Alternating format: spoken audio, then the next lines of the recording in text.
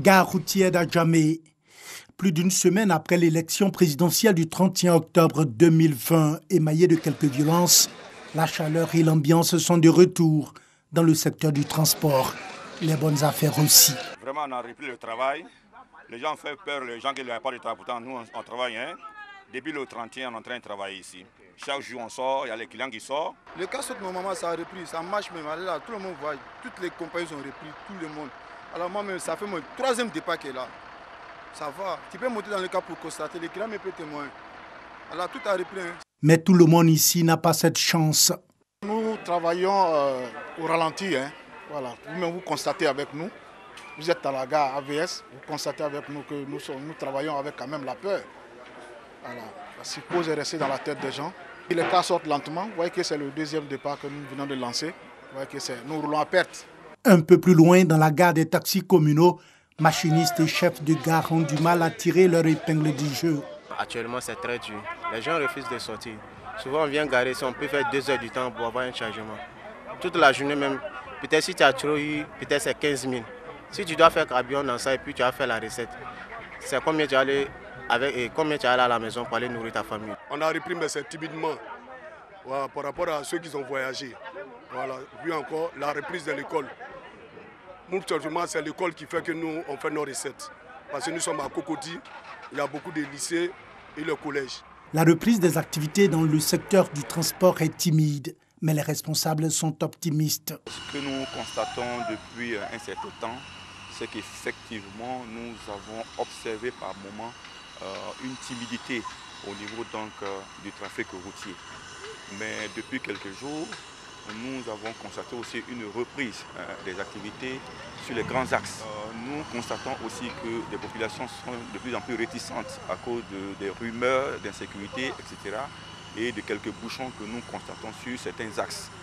Dans tous les cas, nous appelons les populations à la sérénité parce que la reprise est effective sur les routes et que les forces de sécurité prennent toutes les dispositions pour sécuriser les axes pour que véritablement la question de la mobilité des populations ne soit pas une question touchée par les conséquences des événements que nous vivons aujourd'hui. En attendant la reprise totale des activités dans le secteur du transport, ce chef de gare continue d'appeler ses clients.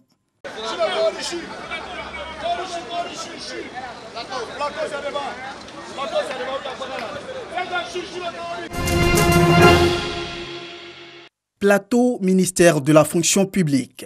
Nous avons rendez-vous avec le directeur de cabinet. Selon Séraphin Oka, la psychose née des fausses informations n'a pas eu raison de l'administration publique. Les travailleurs sont à leur poste. Cette rupture était due au fait qu'il y avait une grande psychose qui avait été entretenue sur les réseaux sociaux, amenant les fonctionnaires dans leur ensemble à prendre des précautions avant de venir sur le lieu de travail.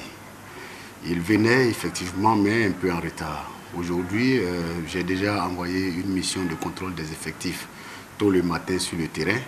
Le rapport préliminaire qui m'a été fait, c'est que l'engouement hier, les gens sont à leur poste, les fonctionnaires sont à leur poste. Quel est le constat dans les autres ministères et services publics? Dr Francis Kwasi, directeur de la programmation et du contrôle des effectifs, nous fait l'état des lieux.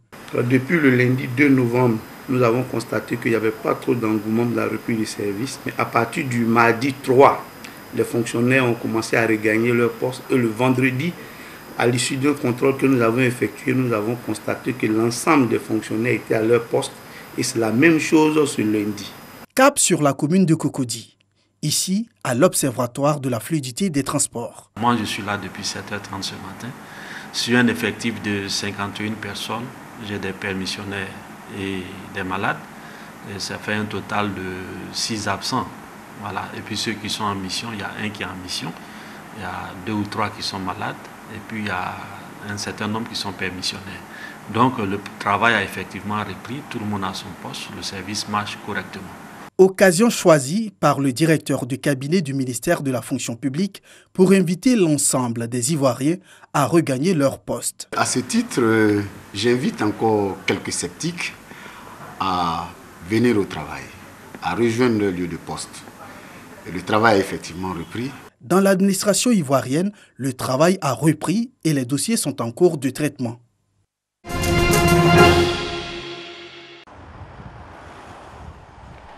Béoumi, 60 km à l'ouest de Bouaké. Le train-train quotidien a repris. À la résidence du préfet, le général Alexandre Apalo Touré, commandant supérieur de la gendarmerie nationale, échange avec le corps préfectoral. Il est accompagné des grands commandements de sécurité et de défense de Bouaké. La délégation va ensuite mettre le cap sur la mairie de Béoumi, où les jeunes, dans leur diversité politique, ethnique et religieuse, attendaient. Les tensions liées à l'élection présidentielle du 31 octobre 2020 n'ont pas épargné Béoumi. Le cortège du ministre de la Communication et des Médias, Sidi Tiemoko Touré, porte-parole du gouvernement et cadre du terroir, a même essuyé des tirs. 4 blessés sont à déplorer. Route barrée, incitation à la haine ethnique, il faudra bien sortir de l'idylle avec la violence. Je vous demande d'arrêter de vous entretuer.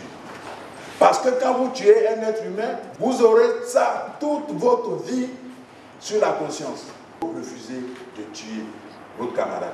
Il faut refuser d'aller brûler les biens de quelqu'un d'autre. Vous avez vu vos frères à Yamsougou, ils voient des véhicules passer. Ils arrêtent, ils descendent ceux qui sont dedans. Ils mettent le carburant. Ils allument le feu. Même si personne ne te dit quelque chose. Citez-moi un seul monde, un seul pays où on ne parle pas du mal et du bien. Manipulation, fausse rumeur. La jeunesse est utilisée pour mettre en péril son devenir.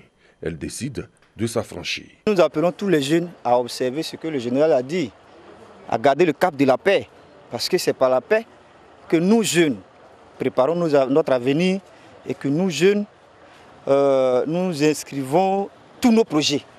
Nous soutenons la paix.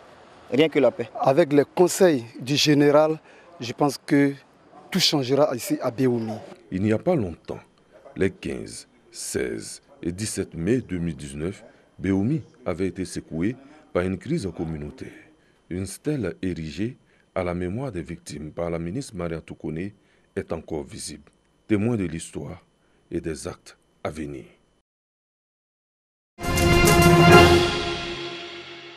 L'ancien président du Mali, Amadou Toumani Touré, a été décédé ce mardi 10 novembre 2020, aux environs de 2 heures du matin à Istanbul, en Turquie, à l'âge de 72 ans des suites d'une crise cardiaque. Né le 4 novembre 1948 à Mopti, ATT, après une brève carrière d'instituteur, change radicalement de métier. Il intègre les rangs de l'armée malienne. En mars 1991, après des manifestations populaires, il participe à la tête des commandos parachutistes au coup d'État contre Moussa Traoré. Il prend alors la présidence du comité de transition pour le salut du peuple et assure les fonctions de chef de l'État pendant la transition démocratique. Il organise la conférence nationale qui s'est déroulée du 29 juillet au 12 août 1991, puis des élections législatives et présidentielles en 1992. À l'issue de ces élections, il remet le pouvoir au nouveau président élu, Alpha Oumar Konaré.